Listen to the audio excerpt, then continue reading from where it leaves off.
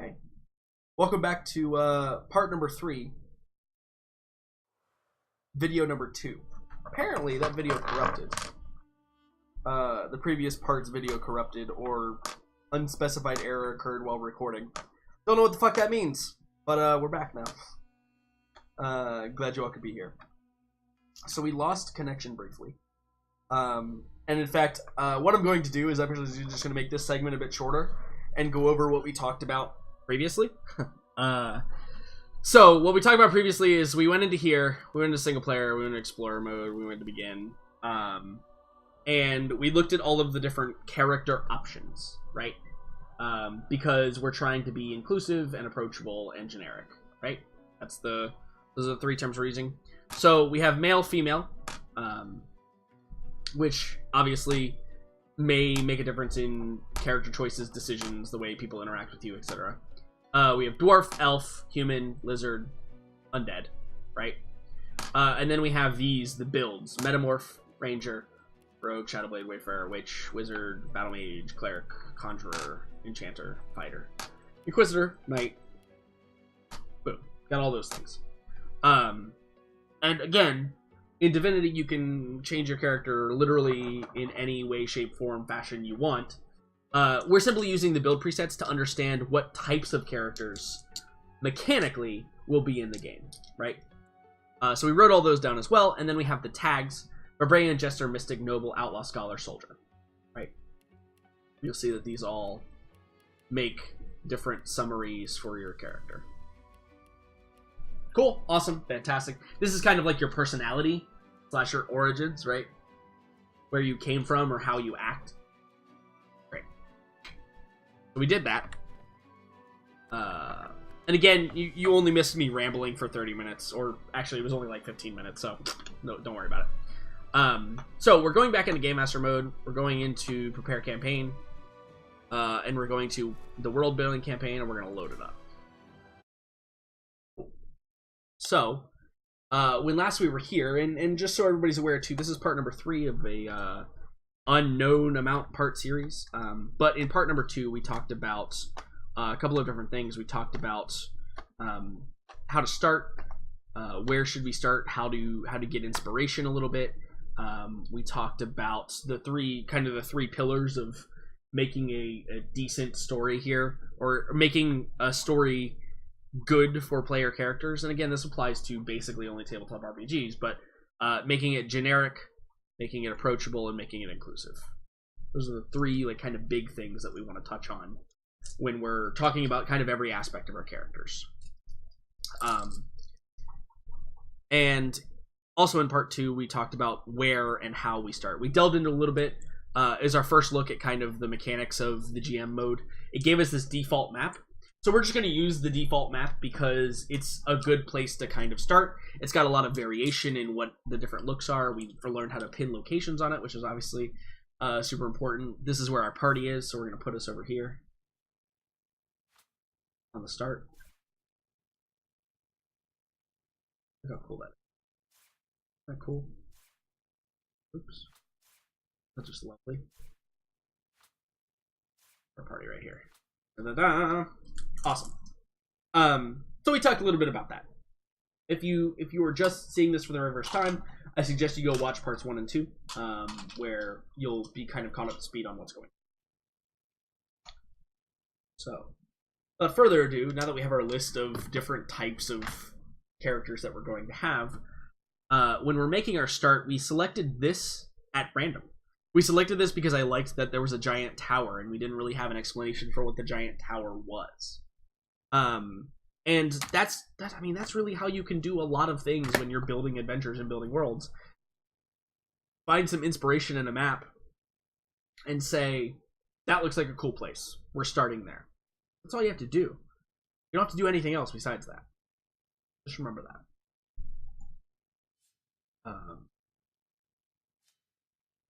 Cool.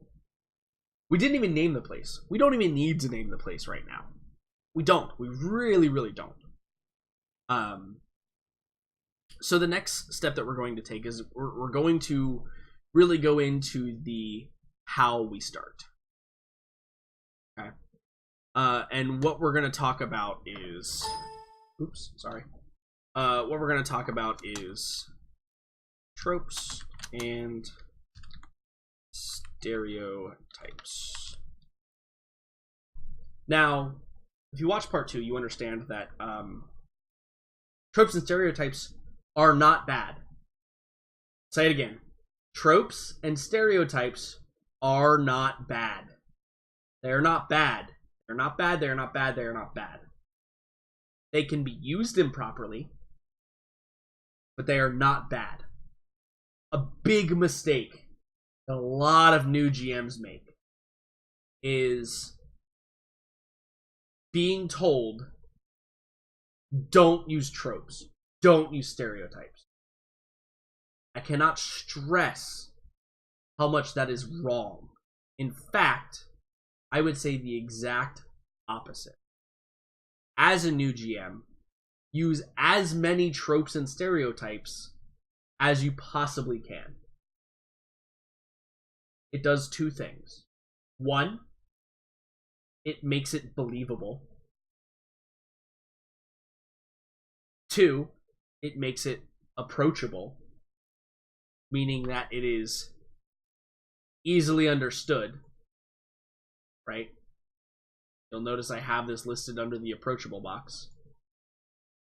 Easily understood. That's why tropes and stereotypes are really, really good for brand new GMs. They're even great for old school GMs as well. In fact, for long enough term GMs, for example, my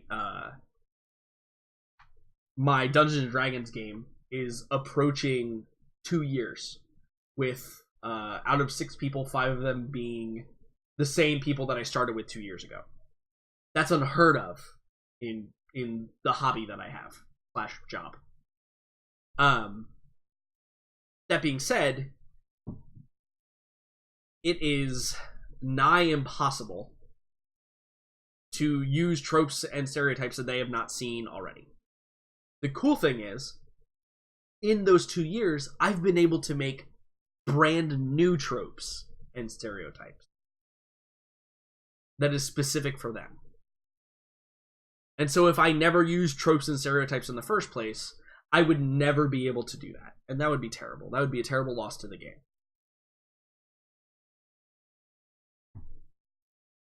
So, my suggestion to you is use as many tropes and stereotypes as you can. And in fact, as was mentioned briefly in part number 2,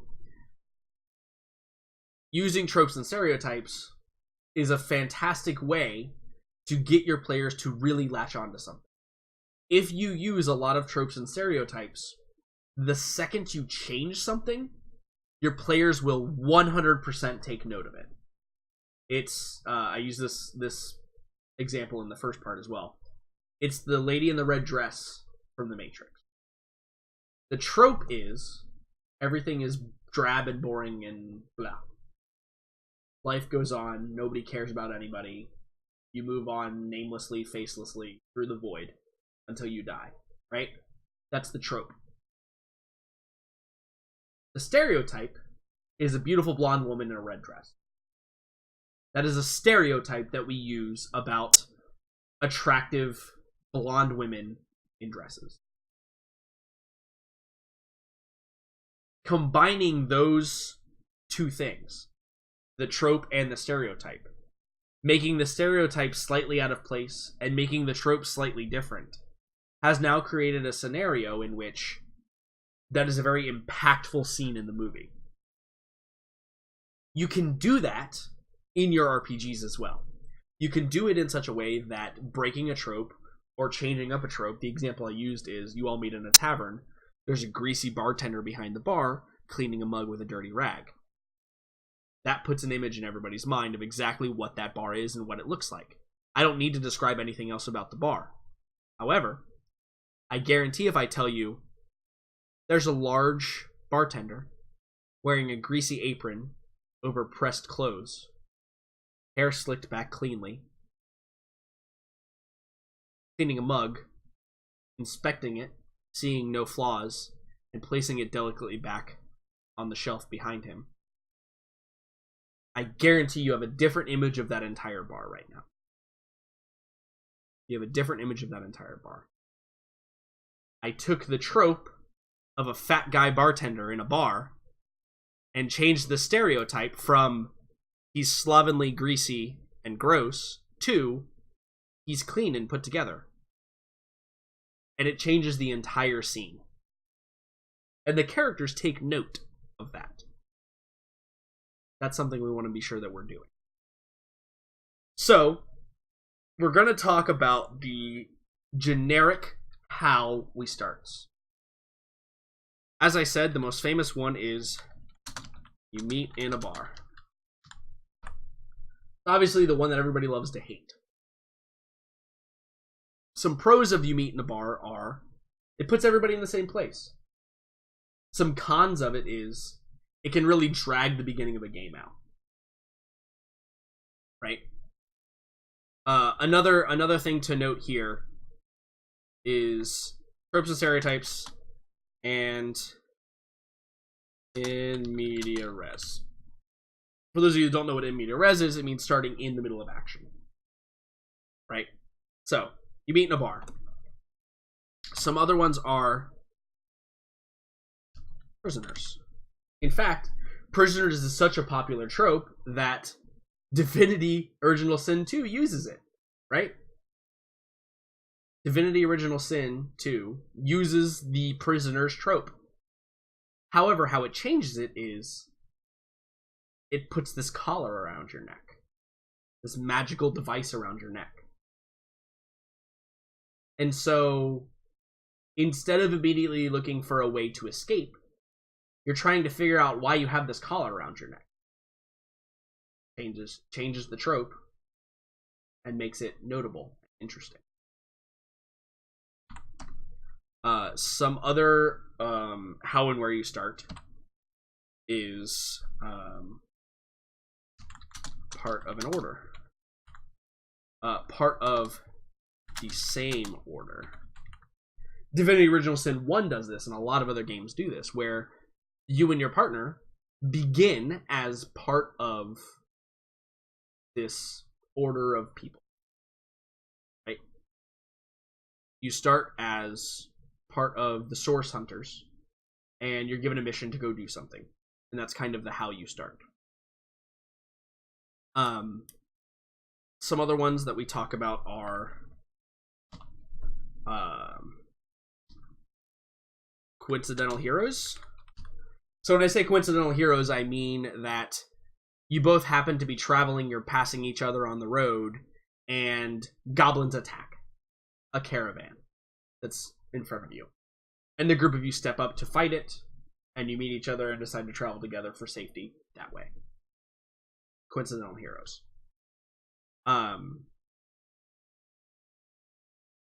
Usually not the most solid of starts, especially in tabletop RPG, where players can just go like, I don't want to talk to him, and just leave. Requires a little bit of buy-in from the players to make that work. What are some other starts to other like generic starts? I think that's kind of like the basic 4 that occur.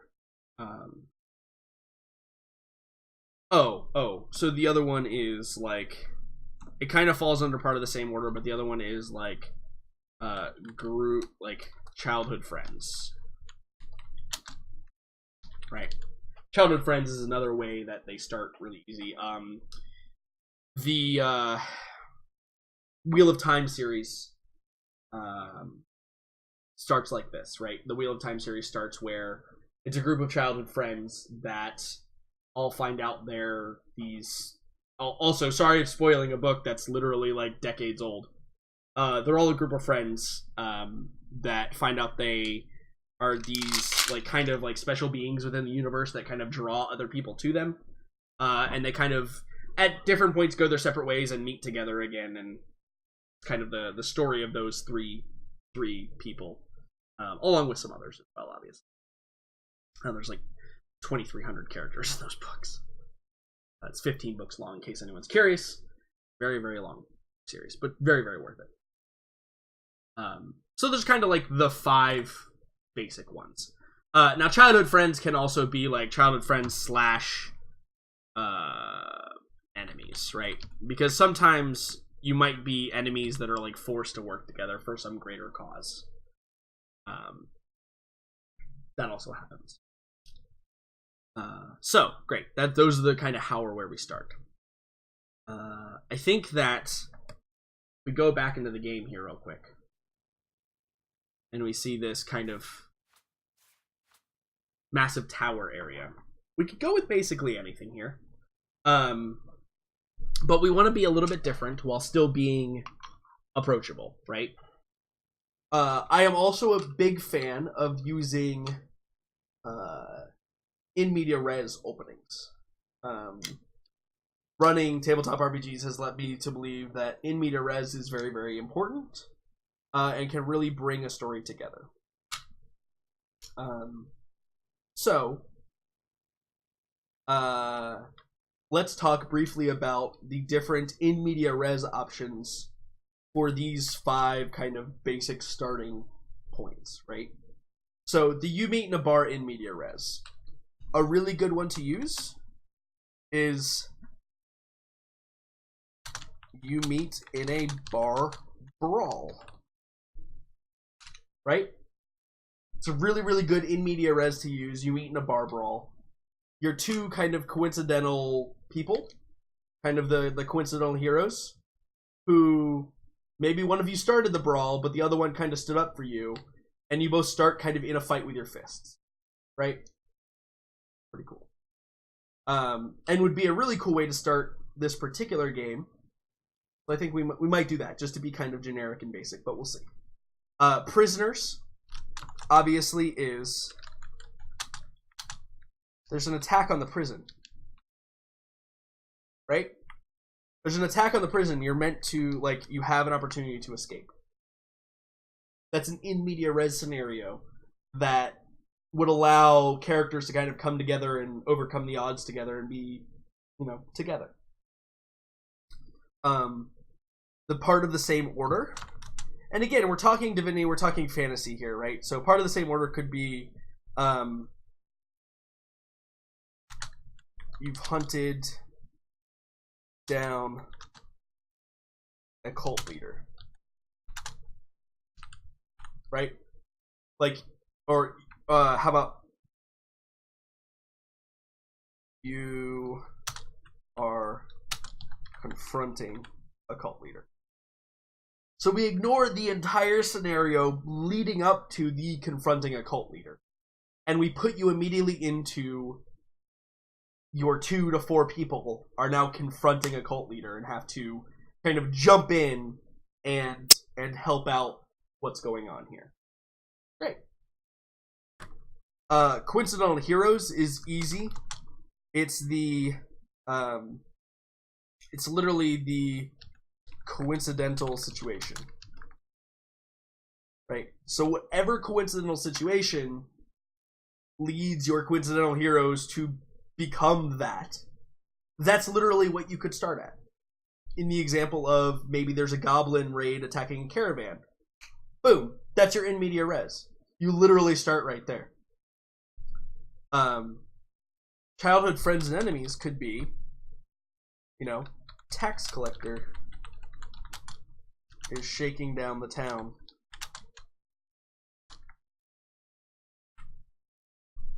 And obviously your purpose is to drive them off, right? You band together to drive off the tax collector. Great. So there's some in media res situations, and I think that that's appropriate for how we're going to start here. Now, I think that I'm going to go with, I did all this to kind of just explain like how you make an in media res situation with the most generic of starts that we have, right? Because it really is a good way to kind of like throw everybody into the action and get everybody moving and the blood pumping and get them ready for the story to start. But I think that I would love to go with the you meet in a bar here.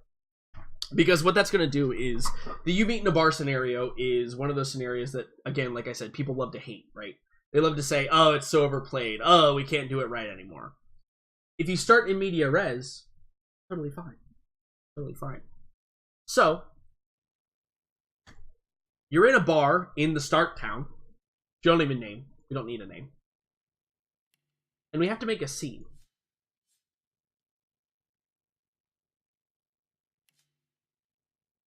So, Tavern Brawl. That's the name of our scene. So we're going to look through some generic maps here, and we're going to see if we can find a tavern-looking thing.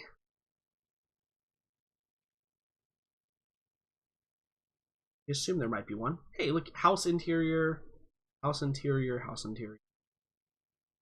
State interior, mountain home. Worker's house, well-furnished farmhouse, several rooms. Tavern interior. Great.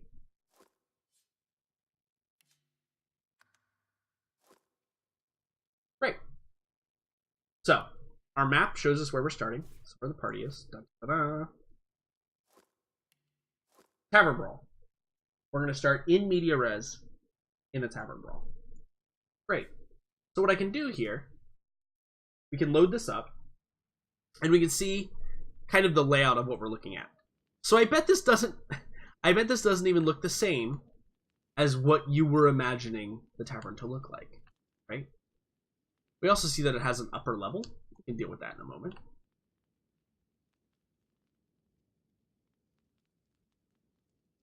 So, where we're going to draw inspiration, just like we drew inspiration before, is going to be from the map itself. So you have this beautiful 3D map environment to work with, right? And so we're going to look at some kind of icons here at this map. So we have a bar, right? Looks like there's been some spillage of water on the ground. A couple broken bottles. A large barrel of ale. Like some cloth on the ground and some barrels here. And you see that it opens up into, this is probably the kitchen area, right? Probably the kitchen area. So moving along, we see that there's the entryway. We notice that perhaps it's fall outside. Some leaves. There's a stool right by the door. So that's probably for the bouncer, right? Like this chair, probably for the bouncer. Great, cool. There's a little bit of a raised stage here. Looks like it has a kind of a fancy chair. It also looks like there's some, perhaps, tarot cards or pieces of paper or money. Say there maybe it's paper money that's thrown up there. Maybe this is where, like, somebody is dancing or singing or playing, or perhaps someone is doing art up here, right? Perhaps perhaps there's a man or a woman here that's doing some art. Oh, E is in counter button. That.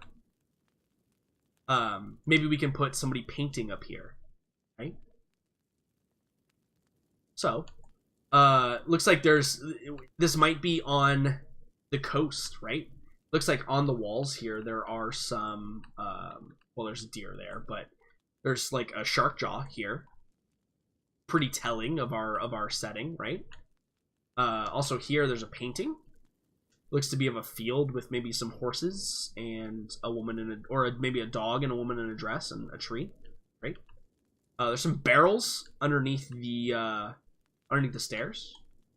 There's the stairs that lead up. So like, I think a mistake that a lot of people make about their environments is these are just stairs that lead up to the second level. But why can't they be something more? Why can't this be where the whole entire argument happens, right? Like, why can't this be the plot point? Take a seemingly innocuous object, the stairs, and make it be kind of the crux of the entire scene. Something I like to do a lot. So you notice back here, we seem to have a little VIP area with some very important, like maybe a merchant or something has bought this VIP area, which is right next to the fireplace, so he's warm, he's got his nice veil, he's got his couple of chairs. We've got a piano over here, so maybe there's somebody playing at the piano. Maybe there's not, who knows, maybe it's just sitting empty. And we have some tables with some chairs and mugs and candles, and people are probably carousing and rabble-rousing and all that other fun stuff. Great. That's about it on the scene. There's a fireplace, obviously. That's about it on the scene. There's a painting over here. There's men on horseback in the canyon mountains or something. Great. There's also whatever this fucking beast is over here. That's interesting. Maybe we can have one smash through the door later. Isn't that awesome? Look at that. So you'll notice what I did was I simply took an observation of my map and I detailed the individual areas that might be points of interest. Again, I haven't done any really difficult creative thinking here. All I've done is I've looked at what's here and just analyzed the situation, right? There's a leak of water coming from something. Maybe it's raining outside and it's coming from the ceiling, right? This is a door that leads from the bar area to the back. Probably the kitchen. Just a deduction that I made. I just decided that. This is the door to the outside. Maybe it's fall. There's some orange leaves on the ground. This is a raised pedestal clearly meant to be seen by the entire bar. Maybe there's somebody performing on it, right? Maybe we're by the beach or by the shore because there's some shark teeth here. Maybe this is some rich person because the chairs are much nicer than the rest of the venue. Maybe the piano player is here playing a song.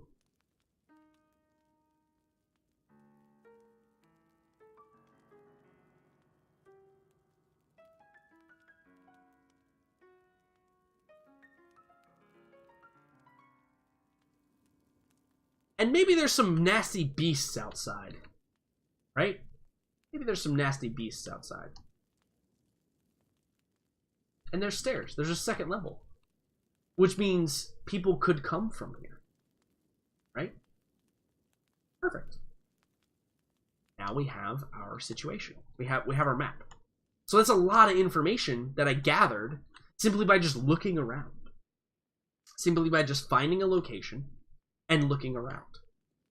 Isn't that wonderful? So, using the confines of the game, we want to set up our first scene, which is an in media res scene, in which we are going to have a bar brawl that somehow brings the characters together. Right? The whole idea here. So, I have no idea how any of this works. This is where we're going to switch kind of into the, I don't know what the fuck's going on, and we're going to learn together about how this works. So it says we have encounters, creatures and items, item generator, mood panel, surface, make roll, set point of players. So I think that the starting point of the players is very clearly going to be right there. Do I set multiple? Okay, no, only one. So the reason why I'm starting the players right here is because we want them to be somewhat kind of involved in what happens. Right? So we want them to perhaps be sitting at one of these tables to start off with. And good? That's going to be the start point for our players. That's where their characters are going to start. Encounters. Let's click on this button. Let's see what happens.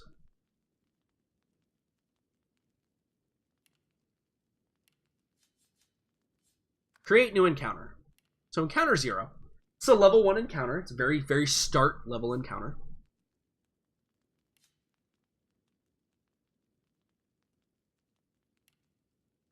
And this is going to be Tavern Brawl. Right? We're going to make it neutral for now, because we don't know exactly what that means.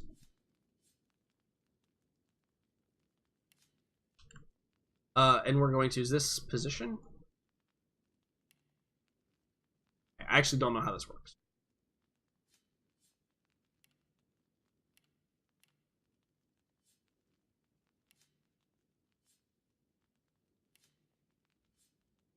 Okay, so creatures and items. So here we go. So we talked about some things, some people that are going to be in here, right? So let's go to civilians. It looks like we just have some civilians, right? Just some civilians. Here's how I decide how everything happens in my games. I just fucking guess. I just guess. I just say, hey, this is it. So we know, I'm going to go back to my list of things. And this is where we're going to start looking into being generic, approachable, and inclusive. Bringing it all back home, baby. So, human, dwarf.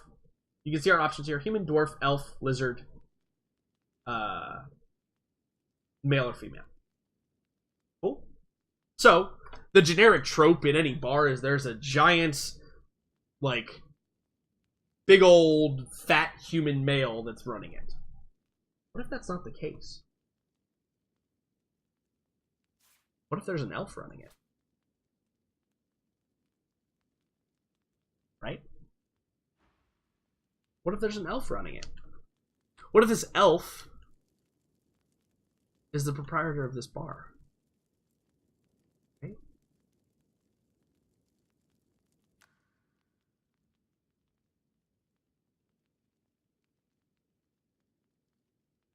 Do I have to deactivate peace mode? This elf is the bartender. Maybe he doesn't own the place, right? Maybe he just works here. We have an elf bartender. Look at that. Cool. So some other places where we need to put some NPCs. The stool, right? Barstool. Now I said that's probably where the bouncer sits, right? Let's look at guards.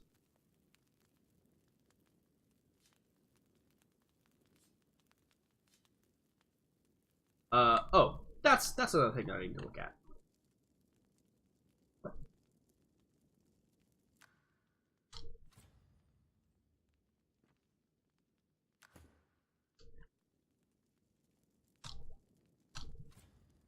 So, this is a level 1 area, right? It's a level 1 area. So we don't need this guy to be level 5, I don't.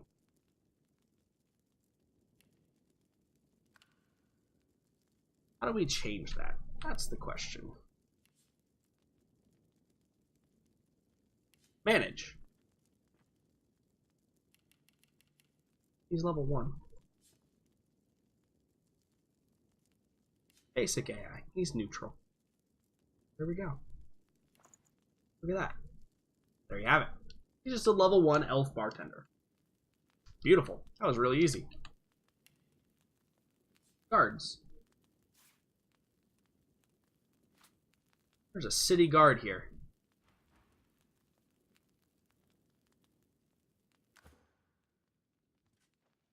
City guard's just sitting on this bench. Doesn't need nothing. Look at her. She's just here hanging out. She's been sent here to guard the tavern for the night. Not having any issues. Now she's probably a she's probably level 2. This is not a particularly this is a big city, right? It's a big city. But she's probably one of the, you know, she's on just a duty. She's here to just guard the place. She's a warrior AI, I think. It's pretty easy. And she's neutral. There you go. Now I can change anything about her that I want to, but we don't need to be super detailed here. We don't need to be super detailed here. Right? Change her hairstyle. You know, can change her arms, her torso. I can change everything about her. We don't need to do that yet. We don't care about that yet, right?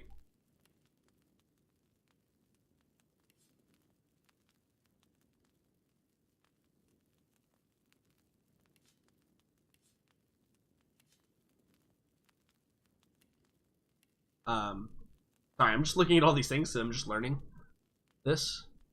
Holy shit.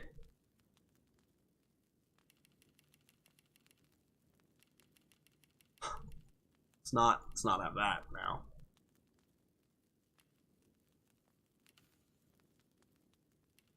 put her at 0. We can edit her on after we get everybody in here, right? So there's a level 2 city guard. She's just bored. She's sitting here, hanging out. So up here, we wanted... I think I like the painter, right? So... yeah, let's put a painter up here. The painter's going to be level 1. Level 1 painter. And let's say he is sitting. So now we need to figure out how to put some items in here, right? That's clearly not how we do it. Items. So let's look here. Tools.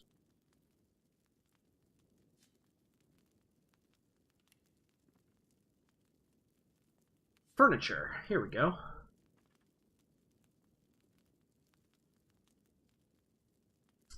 Workbench. Ooh, that's a little big.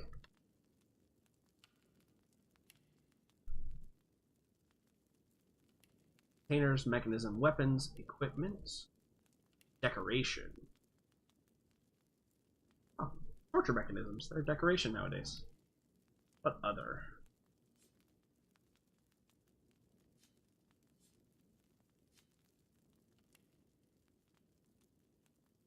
Let's see here.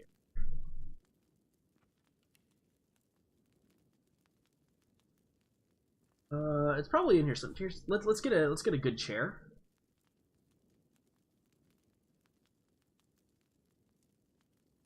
Put thrones up there. Okay, maybe not a chair. Hold on.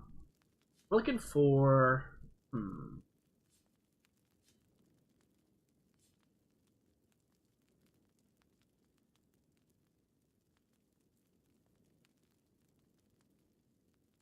easel.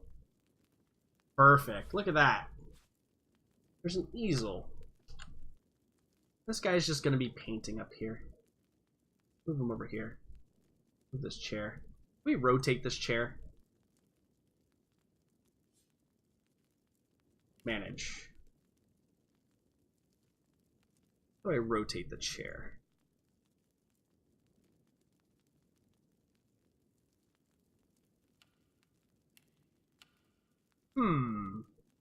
Divinity, how do I rotate the chair? Divinity. Normally I would assume like QE. Oop. Oop. Don't ever hit O in this game, by the way, in case you were curious. I'm not sure what that does. Oh. Back down. Oh, that changes Game Master mode or not Game Master mode. How do you rotate the chair?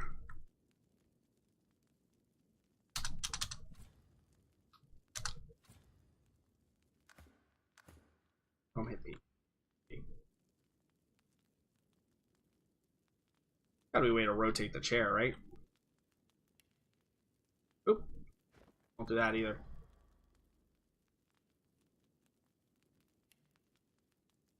Oh.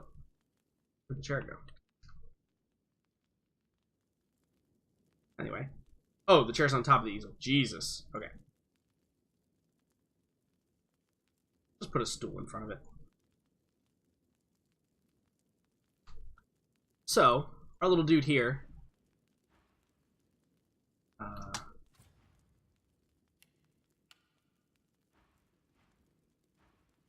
Oh, we have to possess him. That's right.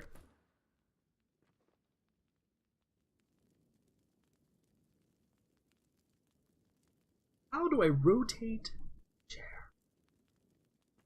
Please tell me that's possible, by the way. I'd be upset if it wasn't.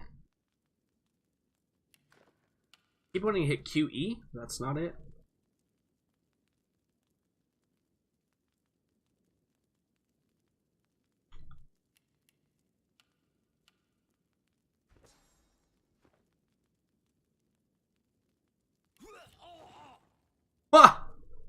Just so you're aware, X is kill.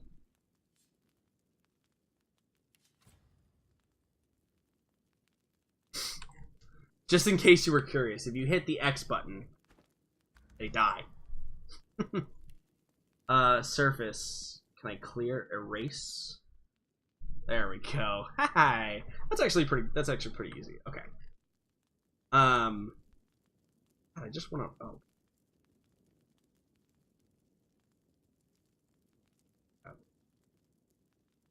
back into Game Master mode.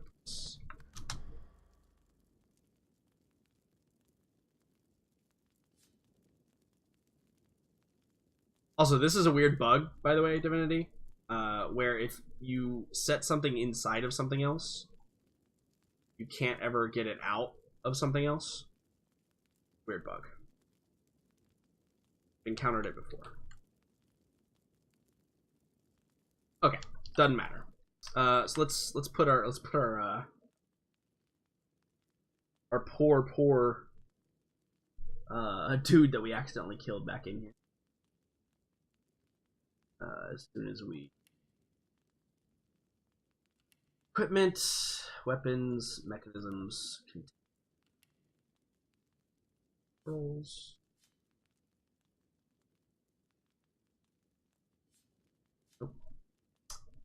This is under tools.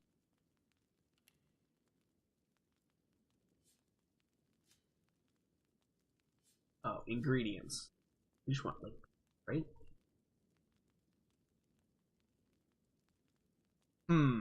Let's see. This is the part where we learn how to use this stuff. Here's what we're gonna do. Take a quick break. I'm gonna see if I can get all this stuff back. We're gonna continue on at the start, opening of our thing. We got 1 more hour to go here, and then I'm gonna see if we can get this done and like play the encounter. Stay tuned. We'll be right back.